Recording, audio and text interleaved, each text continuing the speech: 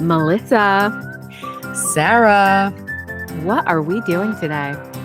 We're chatting with participants from our summer reading challenge. So exciting.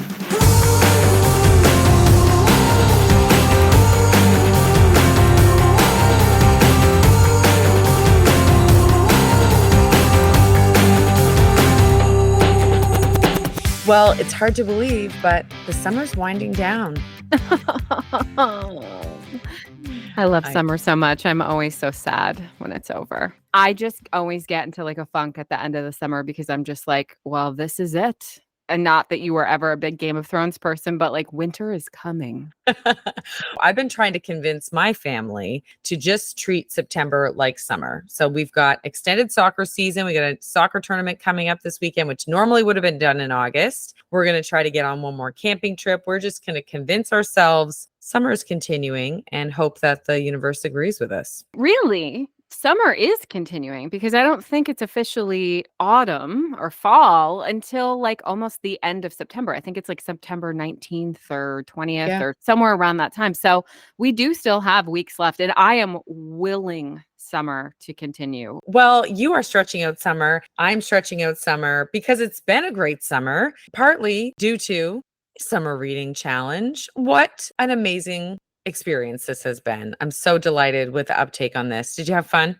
I did have fun. It was so exciting on social media, just watching as people would kind of pop up with like a new square filled out and commentary about the books that they read, and people that you wouldn't necessarily expect, or people that we don't know or are affiliated somehow with the podcast or with either of us. It was so great. And I mean, talk about extending things. It was so great that we even extended the challenge. 100%. And I felt like in those last 2 weeks that we extended, people were like really gung ho. It was like people working better on a deadline, right? It was like, oh, I really got to fit in a few more books or see if I can squeeze in a few more titles here. And yeah, I had so much fun kind of interacting with people about it and also seeing like them interacting with each other. I'm so glad that we decided to do this compilation episode where we're going to chat with some of the really active participants of the challenge. This is no shade to anyone that we didn't invite for one of these interviews. It was a little bit, just kind of spur of the moment who we could get in touch with. But it's been really fun then listening to their commentary on why they got involved,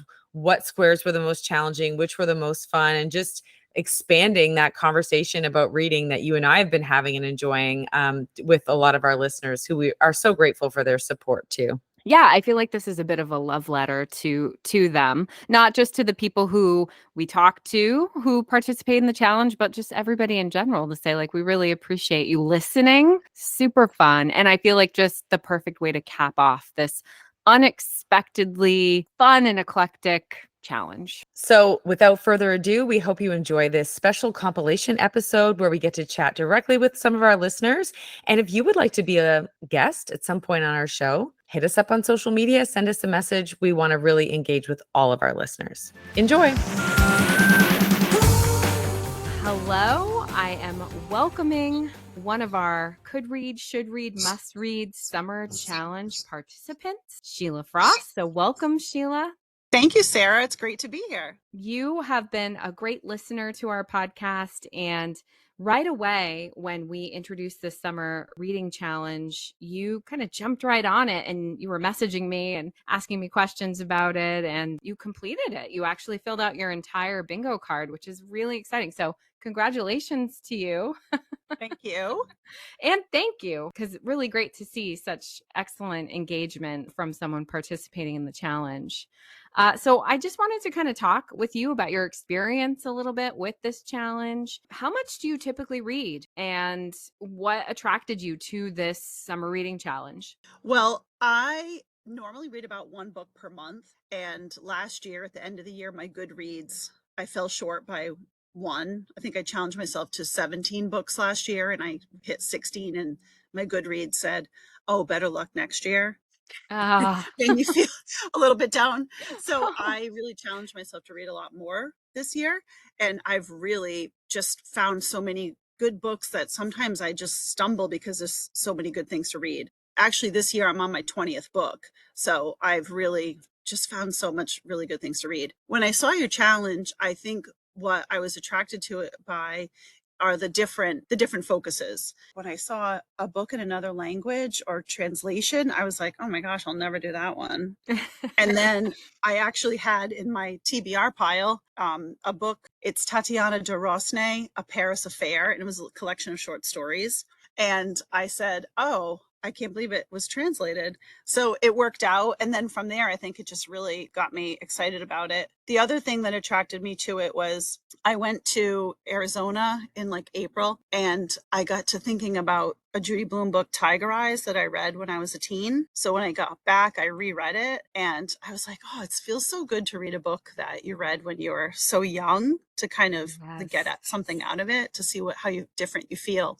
So when I saw the square that said a reread and a book that was written 25 years ago, I picked Otherwise Known as Sheila the Great. I think I probably read that when I was 12. So when I read that, I remember finishing the book and thinking, oh my gosh, I feel exactly the same about this book as I Ah, did when I was a kid. So that was kind of cool. So I think those two kind of really spurred me to keep going. I think this was such a fun challenge for the summer, of course, but just to get me out of my comfort zone. When I was also a kid, I can remember there being this thing called Books by Mail. I don't even know like where it came from, but it was a Connecticut-based library system. So every week I could request books literally by writing it on a card oh, and putting wow. it in the mail, and they would send me this big bag of books. And I did it all summer, and it was so cool. And I don't know, this challenge kind of reminded me of that. Oh, Yeah. that's so lovely. I too agree about revisiting books from your childhood. And what I always find interesting is how you pick up on different elements of the book that you may not have seen or really recognized when you were younger.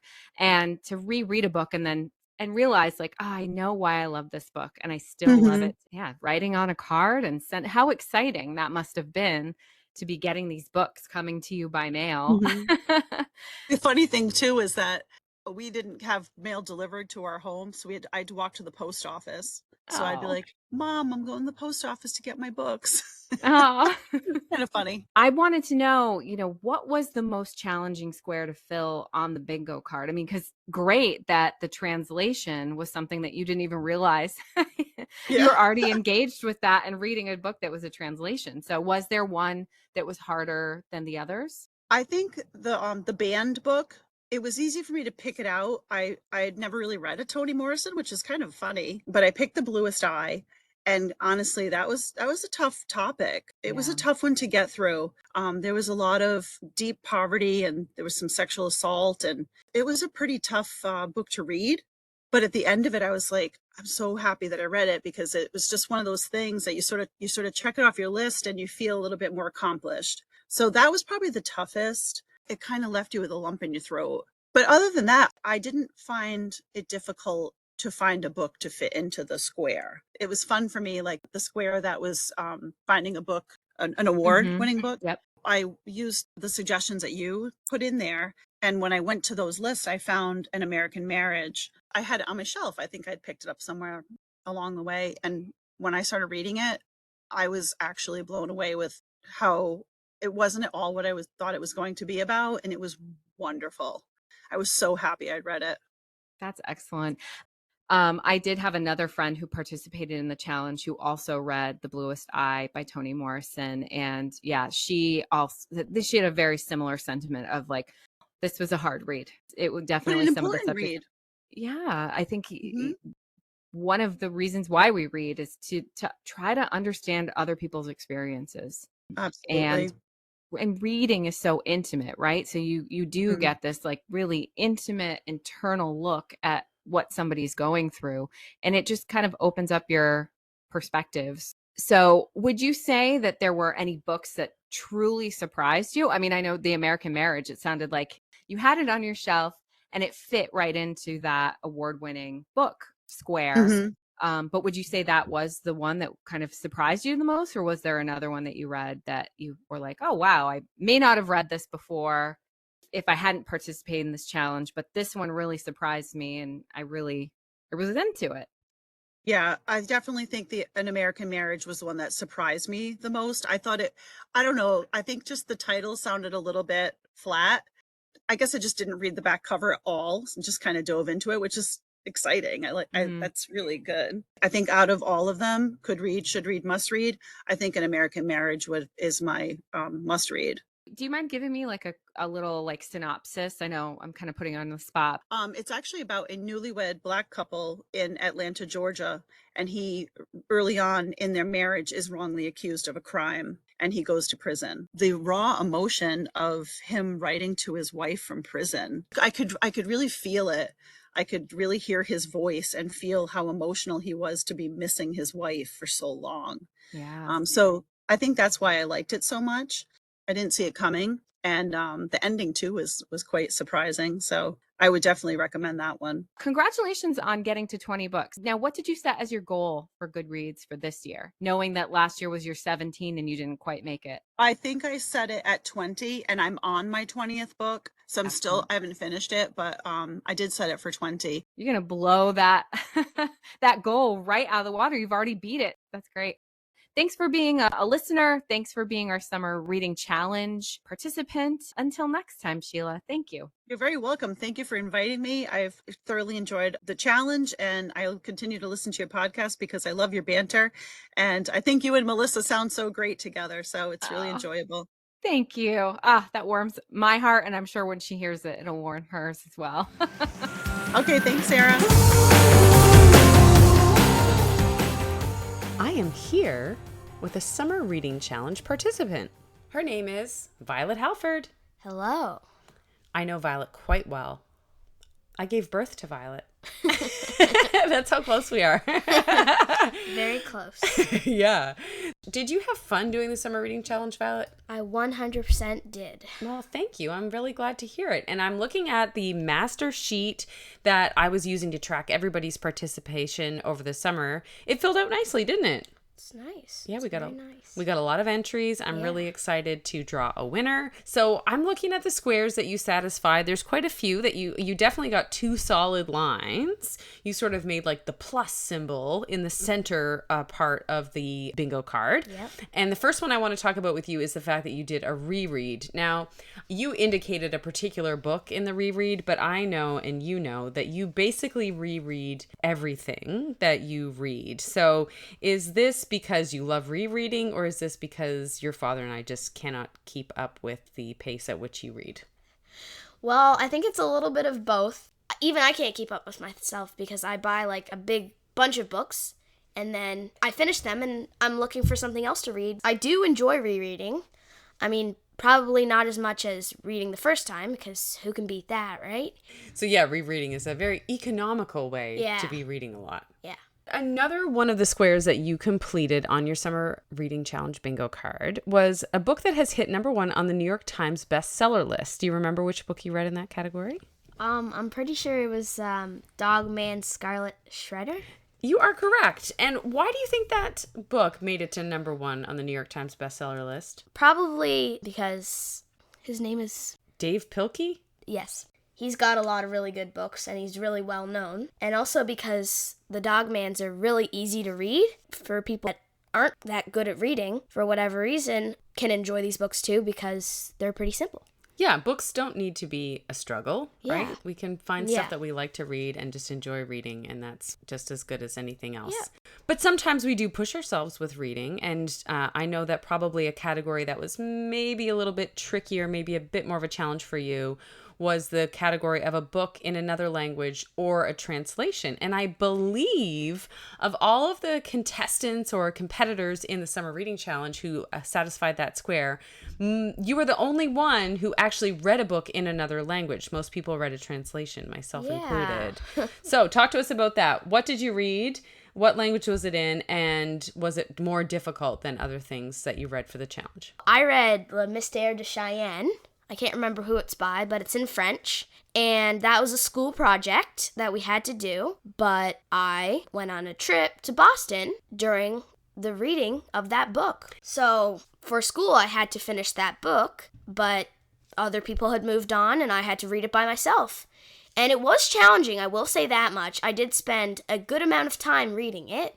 And even when we started the book, our teacher did say, this is a little bit more of a challenging book. So he read it out to us, the first part. and he read the second part, but I wasn't there, obviously. So it was a bit of a challenge, but it did make me feel pretty good once I finished it because I had read a book and it just kind of worked out that it was in the timeline so that I didn't have to read another French book. There you go. Yeah, we counted that one because that was late in June, which was when we had started the summer reading challenge. So we let you choose that one, and also kind of a double dip because it worked towards your assignment and it also worked towards the summer reading challenge. That's right. So that's great. Yeah. So we're cluing up this summer. You've managed to get your name in the draw for at least twice for those 2 lines for the summer reading challenge contest. What are your goals now for the fall? Well, I do have a favorite series, and it's called The Witches of Brooklyn, and I've read the first and second book, but I'm failing to find the third and fourth book. Have you been looking for it? I've been looking everywhere for it. How many different Canadian provinces have you tried to find this book in so far this summer? I think all of the Atlantic provinces, every single one of the Atlantic provinces, I have looked in at least one bookstore for this book, and for these 2 books actually, and I cannot find them anywhere. I've asked people and they said they've had it before, but it was just out, or all sorts of stuff like that. And it is a little annoying. So I think my goal for this fall would be to get those 2 books and read them. We'll track them down for you. I promise. Yeah, we'll find them. Awesome. All right. Thank you for participating in our summer reading challenge. Thank you for having me.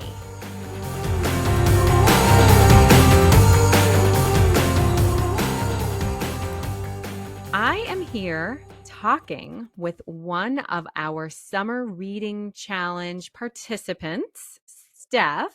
Welcome, Steph, to the Could Read, Should Read, Must Read podcast. You and I go back a long ways, as far back as birth. We are cousins. We have a shared love of a lot of things, a lot of pop culture, a lot of films, a lot of music, and books as well. So hello and welcome, Stephanie. Thank you for participating in the Summer Reading Challenge, but also I want to talk a little bit about your relationships with books and what is your relationship specifically to reading, the act of reading, and how far does it go back? I mean, I'm sure probably back to childhood, but what does it look like over the years and what does it look like now? Sure. Well, thanks for having me, and thank you for the fun challenge. It was great to kind of get into more reading and specifically some of the books that I chose to read were kind of on my list for a long time. But my relationship with books is it goes back, like you said, pretty far. I was an avid reader from pretty much since I could read or I felt like I could read, although I wasn't a very strong reader early on, but I had a friend that was a couple years older than me, and in my weird mind, because I was taller than her, I thought I was the same age as her and I should be able to do everything that she did. So she's 2 years older than me. So as she was reading her books for school, I would try to read those books too because that's what I thought I should be doing and I should be reading at that level. So I tried really hard to keep up with her reading list. So, I probably started reading Babysitter Club books, grade 2, grade 3, and then she would probably be reading Goosebumps and things like that. So I would kind of follow her reading kind of curve. And there's a public library in my hometown that I absolutely love going to. That was actually my very first job. Summer jobs were at that library, working, doing genealogy and research, but also participating in like the library summer reading programs for kids. So I have a pretty long history with that library. And in fact, I actually, after I finished my BA in history here in Newfoundland at MUN, I worked at the library at MUN for a few years, and then I decided I want to be a librarian. So I went to library school, and I just love books. Always loved books. I love being in the library. I love that smell of books in the library. I went to library school to be a librarian, but I never really got into it. Just life takes you in different places, but still an avid reader. I think since the pandemic, I've been reading a lot more. I do it every day. So You had mentioned to me earlier this summer that you're actually part of a reading group or a, book club that has been Yeah. a really good kind of source of camaraderie and discussion and probably book suggestions, all of that. So, Yeah, that's right. I've kind of like dipped my toe into like different groups,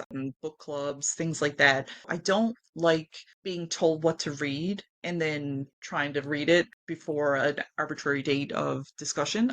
I'm not that type of reader, especially if I'm not into the book. But this past winter, I got in touch with a girl who was just starting this. It's called Book Club YYT, which is the Newfoundland or St. John's like airport code. You don't go to the book club to discuss a particular book that has been chosen.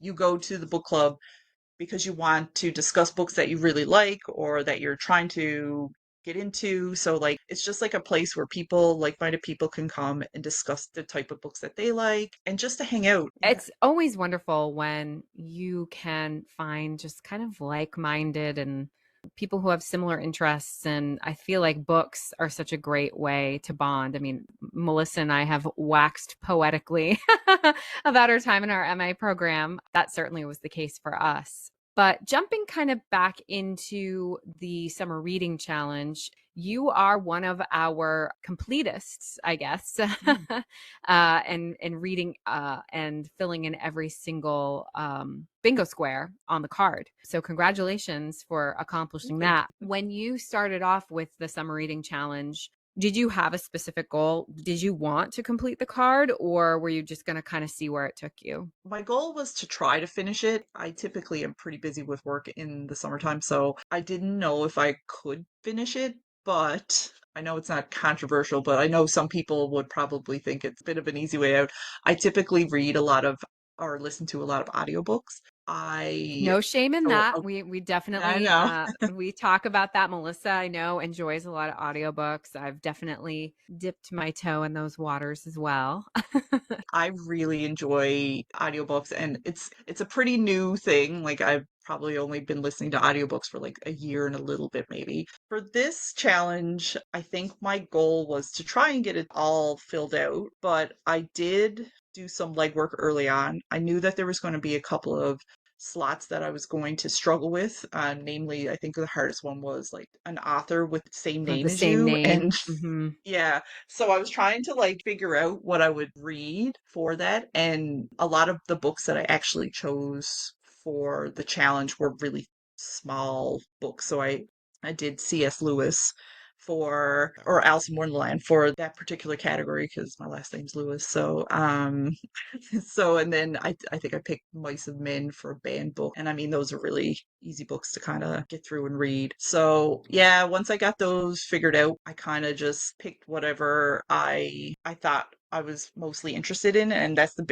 my biggest not challenge in reading. I need to find something that I'm really interested in because I don't always finish books. So I Yeah, was I mean, able I to think that's fair. Yeah, yeah. and I never even thought about it from like a strategic perspective, which is probably why I haven't filled out my bingo card. But yeah, I mean, I think by kind of looking at those categories where it may not fit into your kind of TBR list and then trying to kind of get those books out of the way first, you probably would be able to then speed through the rest of it if you can then find books that you would have been reading anyway or already had an interest in and then slot those in the quote Mhm. unquote like easier slot, and then Yeah. just kind of get it done. So that's interesting and a good point. I did also want to ask you if you had a favorite read. Was there one book that you read as part of this challenge that just like stood out from all the rest? The book I was most looking forward to read was The Women by Kristen Hanna.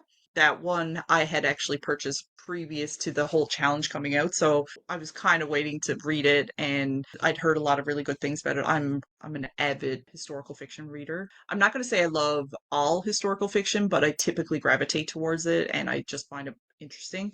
That one didn't disappoint. I really, really enjoyed the take on it. It's basically about a woman who goes to Vietnam as a nurse. And, even though she's not in a combat role, she does seem to be in the theater of war. So she's very much seeing everything that the troops would see, but but just not in a combat way.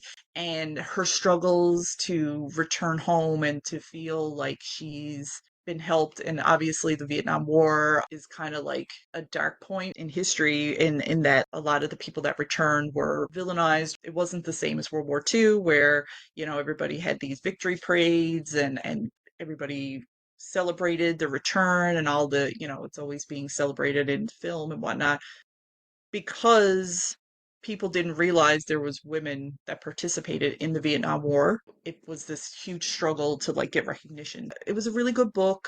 It was very thought-provoking. It was well written. It kept my attention, which was great. It's quite a long book. The other book that I really enjoyed was my reread, which was The Reading List by Sarah Nisha Adams, which is a really great just feel good book. That book actually made me want to read more, because the reading list that the characters are going through and reading in the book, I wanted to read after reading it. I read a bunch of the books listed in there, like Rebecca and Life of Pi and things like that. So I reread that one and just kind of made me smile all over again. Yeah, a book that I guess reaffirms your love of reading. I mean, you can't go wrong with that. And the fact that you wanted to reread it is kind of a testament to that. So I feel like I don't even have to ask you about the reading list, whether it was a could read, should read, or must read, because I think I know your answer. It is Yeah, it's a must read. Yeah. Yeah. And how would you And rate Kristen Hanna's The Women? I would rate it a 4-star. I really did enjoy it. Just there was a little bit of annoyance sometimes with the main character and some of the things that she was doing. It kind of turns into like this weird love story too. And I'm not a big fan. I was really into the book, and then it turned into this. I had this part. It was a small part, but it just kind of was like, ugh. So it just kind of booted it down a star for me. So it didn't quite get that 5-star. You didn't need the romance to enjoy the book. It was fine on its Exactly. own, and that kind of took you out of it. Yeah. Well, I want to thank you so much for participating tonight in this. I really want to thank you for participating in our summer challenge and supporting Could Read, Should Read, Must Read as a podcast, because you do, I know, listen to a lot of, if not all of the episodes. And so thank you for listening. Thank you for participating. And until next time. Bye.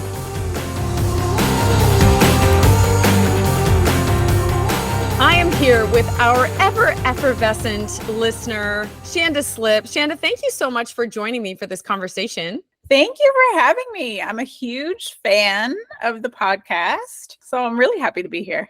I do want to take this opportunity to say I always describe you as a great congregator of people. Like, you bring such a great energy to every group of people that you are a part of. We have really, really been grateful for all of your support and interest. It really motivates us. Like, when you send me little messages that you're listening, doing the laundry or whatever, like, it just fills my heart with joy. And I'm really glad that you've been like kind of sharing stuff that we're doing, not only the summer reading challenge, which we're going to talk about today, but obviously I wanted to kind of go back a little bit further than that, because in order for you to have found any interest in the podcast and the summer reading challenge, obviously you are, I would presume, a self-declared reader. Would you describe yourself as like a lifelong reader? Can you tell me a little bit about like what led you to get into reading in the first place in your life? Definitely, yes, lifelong reader.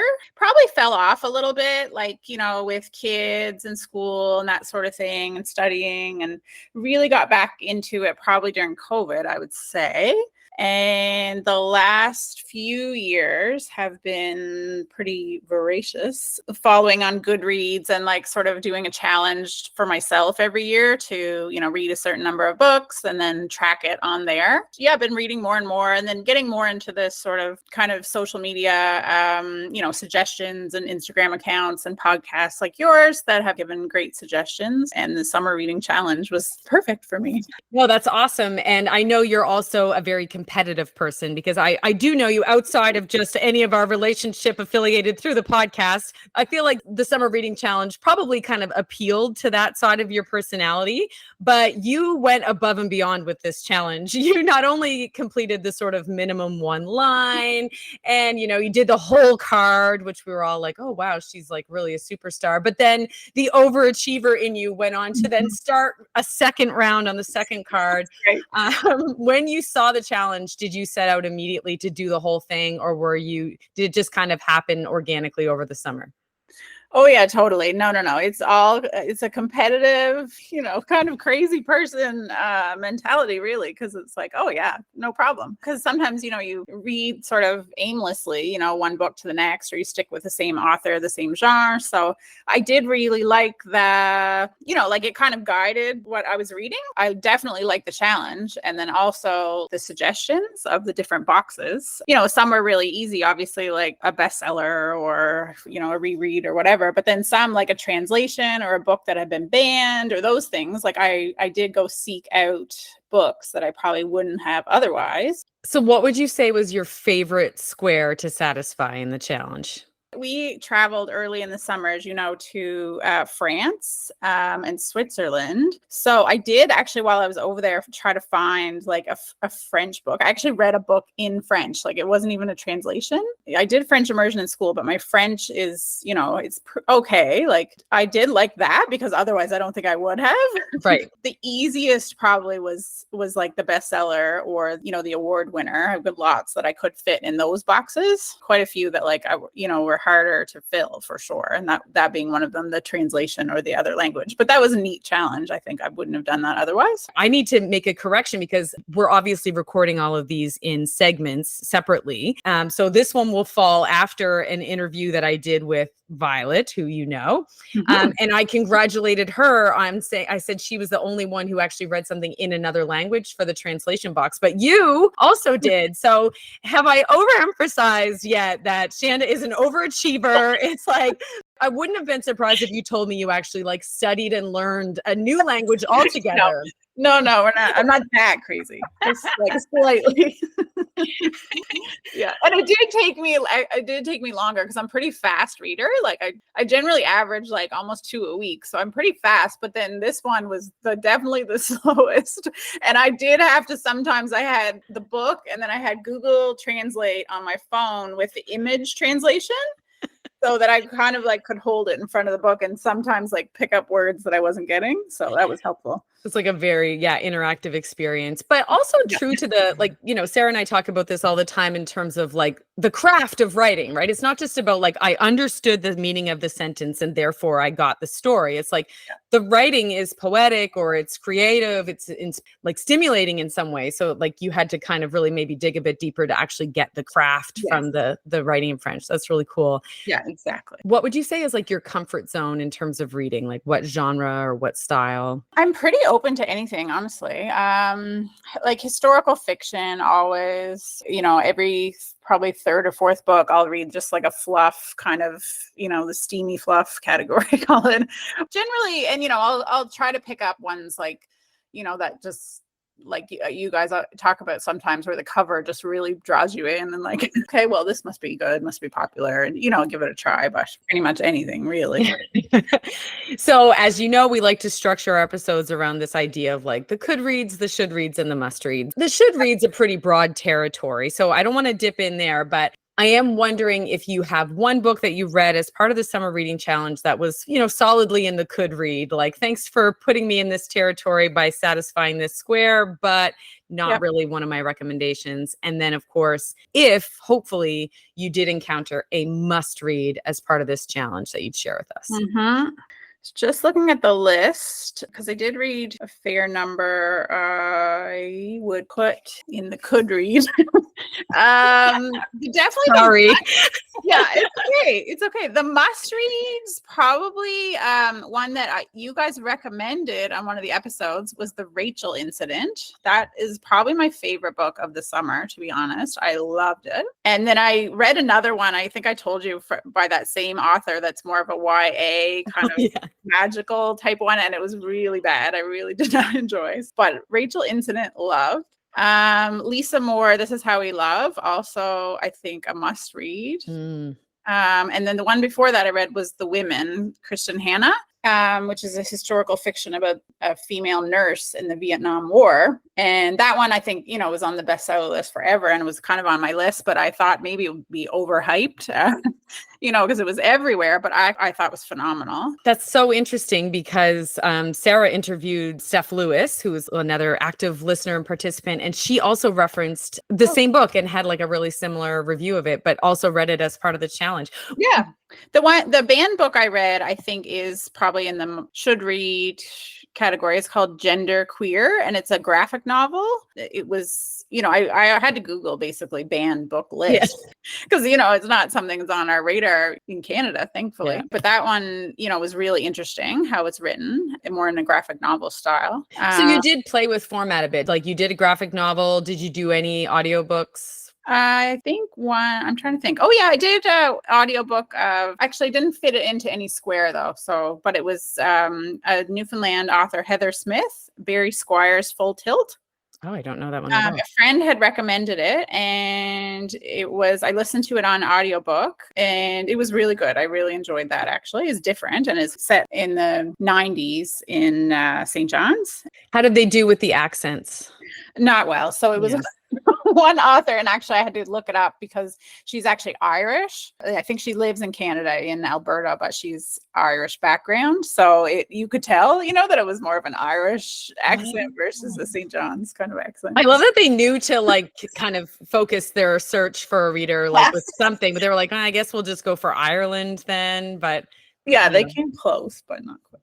I mean, it's such a tricky accent to master anyway, but I mean, we have so many amazing readers and actors here. Yeah, exactly. Well, I do want to say thank you for all the support you've shown to the podcast. Your encouragement does mean a lot to us. We really, really appreciate it. And I'm looking forward to more chats with you about books. Anytime. Thank you again for having me. A huge fan. I share it all the time. I think you guys are doing an awesome job, and keep up the great work. Oh, thanks.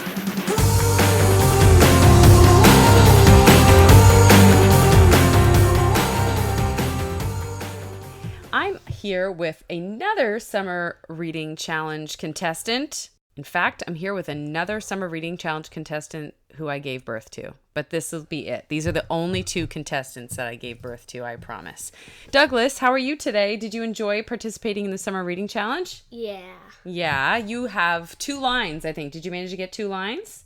Yeah. Are you feeling pretty proud about that? Yeah, sure. Yeah. Do you think that this motivated you to read, or are you just kind of a self-motivated reader anyway? Self-motivated reader anyway. What makes you excited to read? I like reading on long drives and planes and boats and that stuff. I think that's pretty common. I think a lot of people feel that way. So Douglas, if I check out the master sheet here with all of the entries for the Summer Reading Challenge, I can see that your name is included in one category. It says a book primarily set in a city or country you have never visited. That was one of the I Survived books, the one about the attack of the Grizzlies in 1967. Where was that book set? It was in this campsite, and it was in Glacier. You really like that series, don't you? Yeah. Why do you like that series? To me, they always look spooky or sad or scary, but you just gobble them up. What is it about the I Survives you love so much? I don't know. I just like reading. You also have something in a very interesting little box here, which is the category of books that have been banned. So it was Captain Underpants, Sensational Saga of Sir Stinks-a-Lot. Sounds very controversial and possibly harming to a full generation of readers. Did you feel like a real rebel when you were reading a book that had been banned by the government? You didn't feel rebellious? No. Why not? It shouldn't have been banned. It shouldn't have been banned? You didn't think it was like a dangerous book to society? No. Do you remember why it was banned? We had to Google it, didn't we? Because we couldn't figure out what was wrong with it. I can't remember. I think it's about Harold. They fast forward into the future. Oh yeah, Harold Sky. And so they banned the book for that. Yeah. You think that was kind of a bit unnecessary? Yeah. I agree. I'm going to ask you about your reread. Do you remember what you entered for your reread? Oh yeah, When Stars Are Scattered. How many times have you read that book? Maybe 20? You have read that so many times. When I pick up that book, it is like tattered The pages are starting to come out because you and your sister both have read it a gajillion times. What brings you back to that book time and time again? I don't know. It was just a really good book. How did you feel when you were reading it? I felt happy that I was reading, but I felt sad about what happened. I know, that's such a complicated feeling, isn't it? Yeah. And for me, that book really stands out from a lot of other stuff that you read because you love to read like Dogmans and Diary of a Wimpy Kid and Big Nate and stuff that you just bust out laughing at sometimes. Yeah. But that book, sometimes you were like kind of dealing with different emotions when you were reading it. But did it feel like it was something that you could never have imagined experiencing until you read that book? I couldn't even imagine experiencing that after I read the book. That's a very good point. Yeah, you loved that book. So that one was When Stars Are Scattered. Who wrote that book again? Omar Mohammed, and he was actually it was nonfiction, so he was actually the main character in it. Right, it was kind of biographical or autobiographical for him. Now we're looking into the fall. You're starting grade 4. Do you have any reading goals that you want to achieve between now and Christmas? Yeah, I want to finish all the Wings of Fires. Wings of Fire. That is one that you picked up on our recent road trip. You have been resisting this book forever. I've been trying to get you to read it because everybody says, oh, young readers, around your age group, are really into it. You kept saying no. Why did you say no so many times? I don't know. I just thought it wouldn't be my thing. And then you started reading the very first one, sat on the floor in the bookstore, and then you're up to which book now? I'm on book 5. Are you glad you participated in the Summer Reading Challenge? Yeah. What would you say to another boy who is 8 years old just like you who says, I don't like reading? I would say why. And if they said, because it's hard? Then I'd tell them, ask your parents for help. Good advice. All right. Thank you for participating in our Summer Reading Challenge. I'm really proud of you. Congratulations. Thank you.